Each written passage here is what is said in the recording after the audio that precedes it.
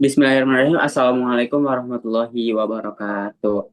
Waalaikumsalam Waalaikumsalam warahmatullahi warahmatullahi wabarakatuh. wabarakatuh. Jadi kami dari kelompok 14 Bahasa Indonesia akan membahas tentang karya tulis ilmiah yang berjudul Pengaruh Pengalaman Organisasi di Masa SMA terhadap Minat Organisasi Internal Kampus pada mahasiswa semester 1 kelas B Fakultas Psikologi UIN Syarif Hidayatullah Jakarta. Baik, sebelumnya perkenalkan kami, saya Ukino Ataki dengan NIM 1251360085. Selanjutnya ada rekan saya yaitu Saya Anissa Nailatul Izahalawa dengan NIM 1251360072. Saya Fairuza Siadansyah dengan NIM 1125136031. Oke, baik. Selanjutnya kita bakalan membahas tentang hasil dari penelitian kami, yaitu bagaimana minat organisasi internal kampus bagi mahasiswa dari pengaruh pengalaman organisasi di masa SMA. Selanjutnya ada kerangka variabel. Di sini kita menggunakan variabel X dan Y. Variabel X dengan definisi pengetahuan dan keterampilan yang didapat selama berorganisasi di sekolah. Dan indikatornya yaitu kognitif dan psikomotorik.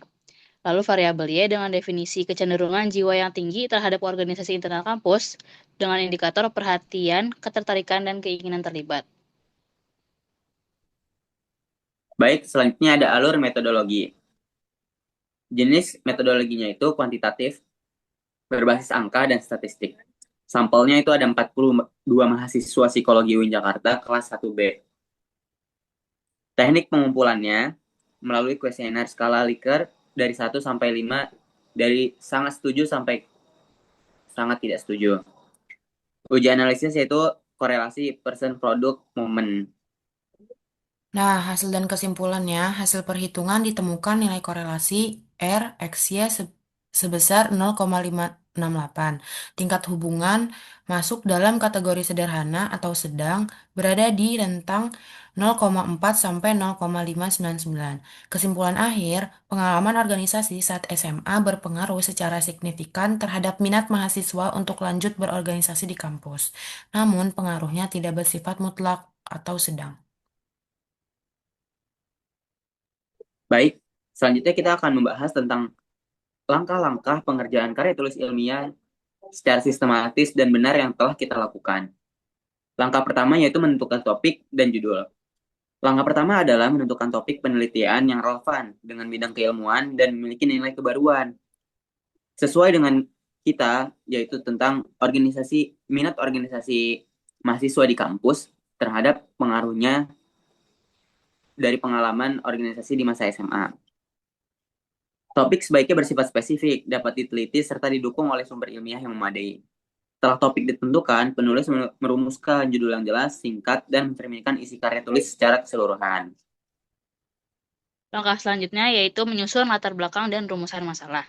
Latar belakang menjelaskan alasan pemilihan topik penelitian dengan memaparkan kondisi ideal, kondisi nyata di lapangan, serta kesenjangan yang terjadi. Latar belakang ini didukung oleh data dan referensi ilmiah. Dari latar belakang tersebut, penulis kemudian merumuskan masalah dalam bentuk pertanyaan penelitian yang fokus dan dapat diteliti. Langkah ketiga, menentukan tujuan dan manfaat penelitian. Tujuan penelitian menjelaskan apa yang ingin dicapai sesuai dengan rumusan masalah. Sementara itu, manfaat penelitian menguraikan kontribusi penelitian, baik secara teoritis untuk pengembangan ilmu, pengetahuan maupun secara praktis bagi pihak terkait. Langkah keempat yaitu menyusun tinjauan pustaka. Tinjauan pustaka berisi kajian teori, konsep, dan hasil penelitian terdahulu yang relevan dengan topik penelitian. Sumber yang digunakan harus berasal dari buku ilmiah dan jurnal ber-ISSN. Pada tahap ini, penulis juga menyusun kerangka berpikir dan hipotesis apabila penelitian bersifat kuantitatif.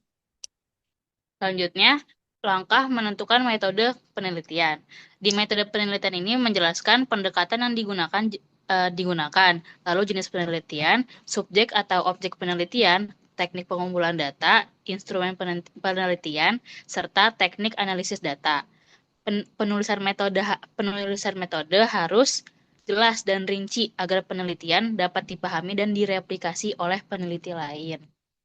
Langkah keenam, pengumpulan dan analisis data. Setelah metode ditetapkan, penulis melakukan pengumpulan data sesuai prosedur yang telah direncanakan, seperti melalui observasi, wawancara, atau kuesioner.